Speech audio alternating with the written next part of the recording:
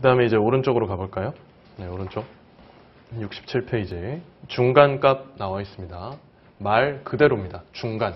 가운데 있는 값이라는 거죠. 네, 그래서 중간값은 메디언이라고 하는데 관측된 자료의 편중하고 상관없이 가장 작은 값에서 가장 큰 값까지 정렬을 시킵니다. 네, 쭉 순서대로 나열을 한다는 거죠.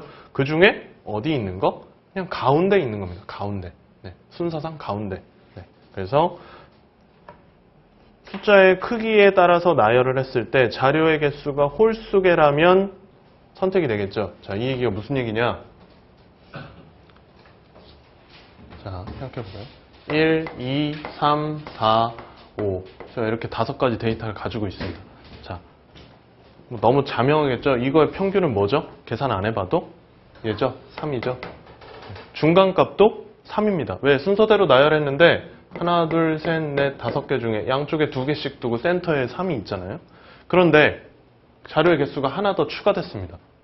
자, 그러면 평균은 이렇게 더해서 하니까 뭐 3.5가 나오겠죠. 당연히 계산 안 해봐도. 그러면 여기서는 센터가 어디죠? 얘일까요? 얘일까요? 짝수개가 됐을 때. 어렵죠? 네. 그럼 여기 나온 것처럼 계산하면 됩니다. 어떻게? 자료의 개수가 짝수개면 그 중간에 있는 2개의 값에 뭐를 구한다? 평균을 구한다. 그래서 똑같이 여기서 요 3, 4가 센터에 위치한 애들이잖아요. 네, 이렇게 2개를 묶으면. 네.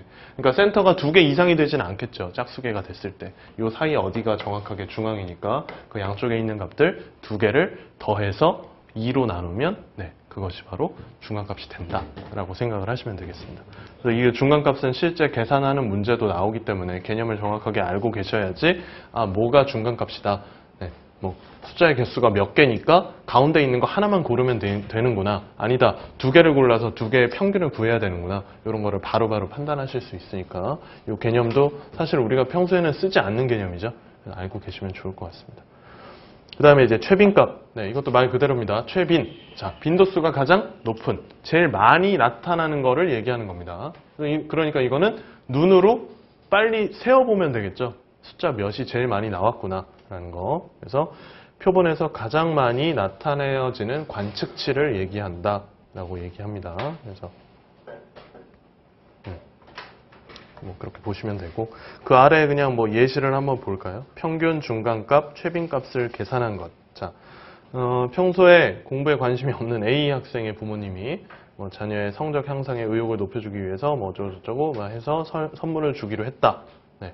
A 학생의 반은 6명이고 성적이 10점, 40점, 70, 85, 85, 100점. 네.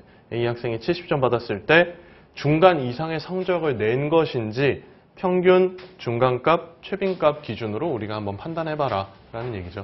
네, 그러면 뭐 평균 구해야 되니까 6명이니까 제일 못 본 학생 10점부터 제일 잘 본 학생 100점까지 6개 더해서 6으로 나누면 평균값이 아래 풀이 나온 것처럼 65점이 나오죠. 네, 그럼 70점 받았으니까 뭐죠? 평균보다 잘한 거죠. 네, 그럼 이렇게 또 판단할 수 있고 선물을 그럼 받겠죠. 그때는. 그럼 그 다음 페이지 넘어가면 68페이지 볼까요?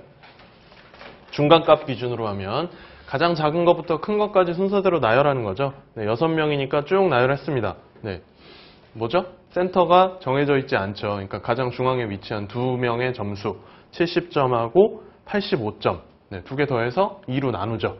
몇 점이 나오죠? 아래 나온 것처럼 77.5점이 나왔습니다. 아, 안타깝게도 70점보다 높아서 이때는 평균으로 계산했을 때는 통과가 됐는데 이때는 통과가 안 됐죠. 선물을 못 받는다는 거죠. 네. 그 다음에 뭐 최빈값은 뭐 쭉 보면 여기서 불행하게도 85점 받은 학생이 2명입니다. 제일 많죠. 나머지는 다 점수가 하나씩만 있지만 그럼 최빈값은 85점이다. 그럼 나는 70점 받았는데 뭐 당연히 통과를 못하니까. 그러니까 이걸 기준을 정함에 따라서 어떤 데이터를 어떻게 해석하느냐가 이건 뭐 굉장히 어떻게 보면 조금 뭐 우스꽝스러울 수 있는 예시일 수도 있지만 자료를 정리하는 방법에 따라 다르다는 거죠. 그래서 이런 예시도 그러니까 이것들은 그냥 개념만 알고 가는 게 아니고 숫자를 계산해서 답으로 고르는 문제가 나옵니다. 이런 것들은 간단한 계산이기 때문에 한번 손으로 연습해 보시거나 아니면 뭐 계산기로 한 번씩 연습해 보시는 게 좋습니다. 네, 그냥 뭐 눈으로만 보면 당연히 시험장 가셨을 때 평소에 활용하지 않는 개념이어서 헷갈리실 거예요. 그러니까 이 개념이 뭘 의미하는지 한 번씩 계산하는 게 좋을 것 같습니다. 그래서 그렇게 보시면